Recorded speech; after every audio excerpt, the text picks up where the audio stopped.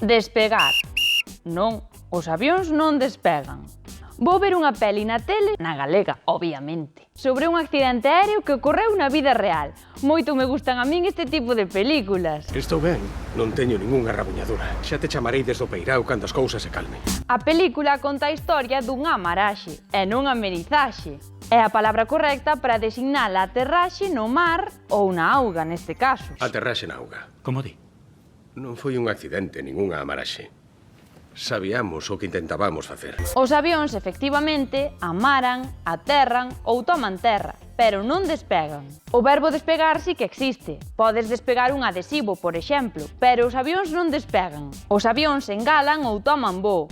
Daquela falaremos de engalaxes e aterraxes. Cactus 1549 sobre a ponte George Washington. Necesita aterrar. Dígocho eu!